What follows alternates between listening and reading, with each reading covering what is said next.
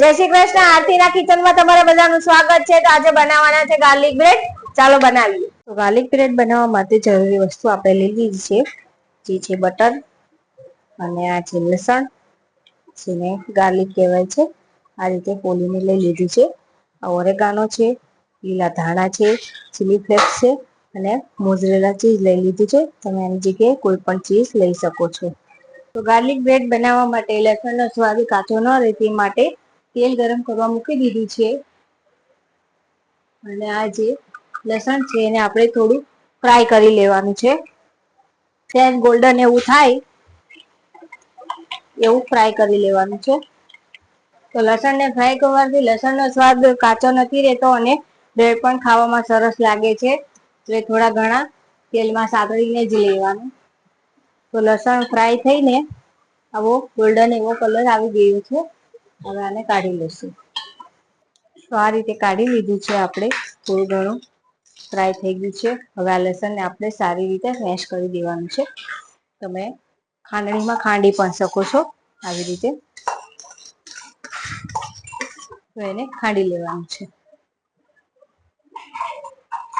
તમે જોઈ શકો છો આવી રીતે મેં લસણની પેસ્ટ બનાવી લીધી છે. ફ્રાય કરીને ખાંડીને આ રીતની પેસ્ટ તૈયાર કરી લેવાની છે. હવે એક બાઉલમાં આપણે બ્રેડ પર લગાવવાનો મસાલો તૈયાર કરશું. સૌથી પહેલા એડ કરશું આપણે બટર. એમાં એડ કરી દેવાનું છે જે આપણે ગાર્લિક ફ્રાય કરીને રેડી કર્યું હતું એ પેસ્ટ. આમાં ગાર્લિક વધારે જ લેવાનું છે. ઓરેગાનો એડ કરવાનો છે. હવે એમાં નાખશું થોડા ચીલી ફ્લેક્સ અને છેલ્લે ધાણા. તો બ્રેડ ઉપર આપણે લગાવવાનું મિશ્રણ તૈયાર થઈ ગયું છે. હવે સારી રીતે આ બધું આપણે મિક્સ કરી લેવાનું છે. તો મિશ્રણ સરસ એવું મિક્સ થઈ ગયું છે.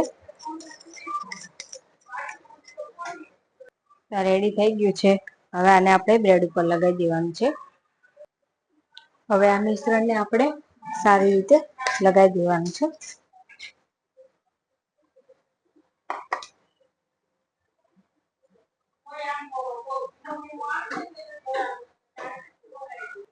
આ રીતે રેડી કરી નાખ્યા છે. એકમાં ડબલ મસાલા કર્યા છે અને એકમાં સિંગલ જ કર્યા છે. હવે આને આપણે ઓવન મૂકી દેવાનું છે.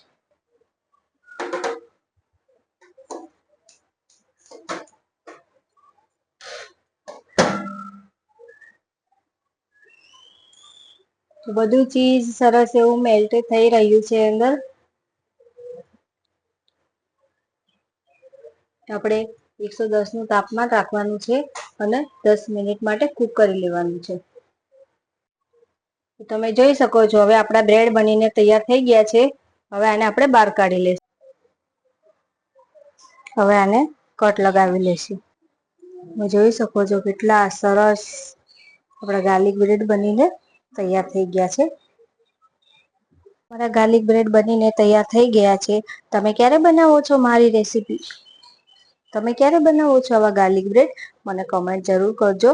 અને તમે કઈ રીતે બનાવો છો એ પણ મને કમેન્ટ જરૂર કરજો. અને આ એકદમ સહેલી રીત છે. ઘરે જ સરસ ગાર્લિક બ્રેડ બનીને તૈયાર થઈ જાય છે. તો તમે જરૂર ટ્રાય કરજો. અને મારા ગાર્લિક બ્રેડની રેસીપી તમને સારી લાગી હોય તો મારા વિડીયોને લાઈક, શેર અને મારી ચેનલને સબસ્ક્રાઇબ જરૂર કરજો.